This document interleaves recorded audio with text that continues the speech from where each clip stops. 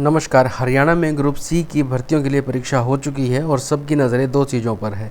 पहली सीईटी का group C का रिज़ल्ट है और दूसरा ग्रुप डी की भर्तियों के ऊपर, क्योंकि ग्रुप सी में अगर किसी कैंडिडेट के नंबर कम है तो उसका आसरा अब ग्रुप डी की भर्ती के लिए ही रहेगा, क्योंकि वहाँ बेड़ा पार हो सकता है।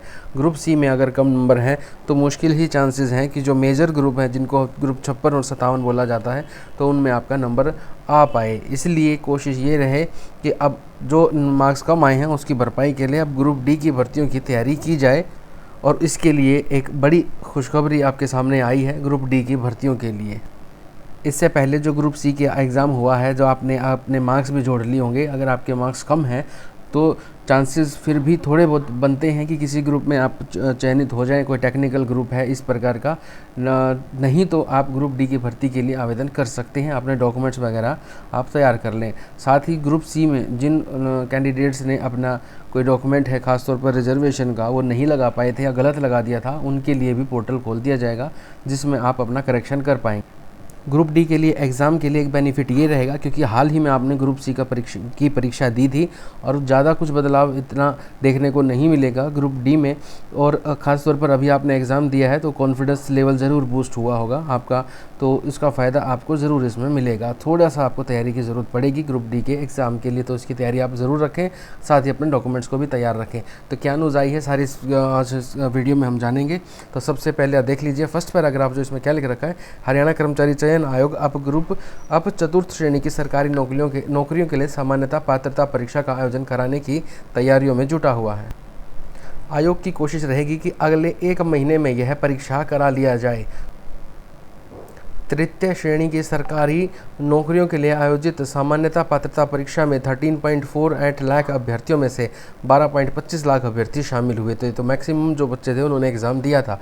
सीईटी का अब जो आयोजन था वो सफलतापूर्वक हो गया, जिसकी वजह से पूरे प्रदेश में हरियाणा सरकार और राज्य कर्मचारी चयन आयोग की धाक जमी है। और इस बात से सभी जाहिर है, सबको पता है कि अब की बार जो एग्ज़ाम है वो बहुत ही बढ़िया शानदार तरीके से कंडक्ट करवाए गए।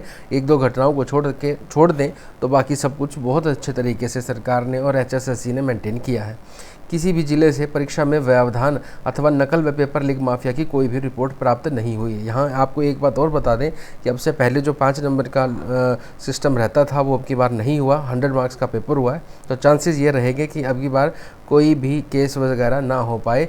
तो उम्मीद है कि इसमें कोई रुकावट अब नहीं आएगी, क्योंकि ज़्यादातर जो केसेस थे वो उसी से जुड़े हुए थे जो भर्ती को पूरी नहीं होने दे रहे थे। आखिरकार उनसे पीछा छूट गया, अब कोई भी दिक्कत नहीं आने वाली है।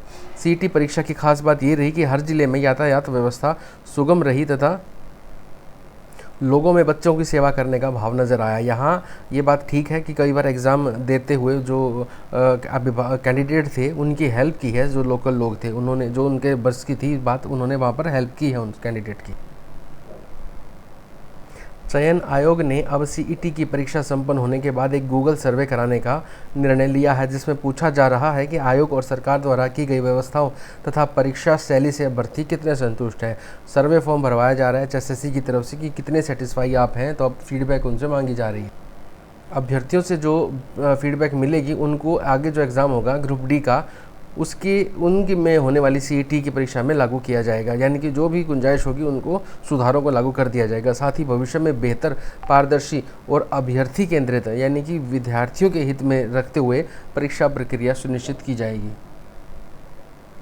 चेयरमैन जो हैं हिम्मत सिंह, उन्होंने अपने फेसबुक अकाउंट पर ये जो सर्वे है इसके लिए लिंक शेयर कर दिया है। करीब 3 साल पहले एग्ज़ाम हुआ था जो ग्रुप सी का, तो उसके लिए सीईटी की परीक्षा में 11.5 लाख अभ्यर्थी बैठे थे। अब की बार उनमें से उससे ज़्यादा अभ्यर्थियों ने हिस्सा लिया है। जबकि चतुर्थ श्रेणी की भर्तियों के लिए हुई सीईटी की श्रेणी की परीक्षा में 8.5 लाख अभ्यर्थी बैठे थे। इस प्रकार से देखा जाए तो अब की बार ये आंकड़ा, ये जो ग्रुप डी का है, ये 10 लाख के आसपास पहुंच सकता है, 11 लाख तक भी पहुंच सकता है, ये एक अनुमान है।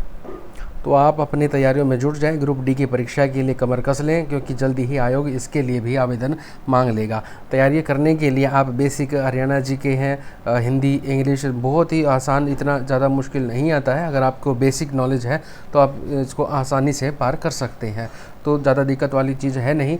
आप NCERT किताबों की भी हेल्प ले सकते हैं। मैथ के लिए और रीजनिंग के लिए भी आप अलग से बुक परचेज़ करके उसकी practice daily set by set practice कर सकते हैं। टाइम को नोट करें, कितने टाइम में आप उसके प्रैक्टिस सेट को पूरा कर रहे हैं। इस तरीके से धीरे धीरे आपका जो नॉलेज है उसमें इम्प्रूवमेंट ज़रूर होगा। आपकी जानकारी, आज की जो जानकारी है, उम्मीद है आपको अच्छी लगी होगी। तो वीडियो को लाइक करके शेयर करें, चैनल को सब्सक्राइब ज़रूर करें। आज के लिए इतना ही, धन्यवाद।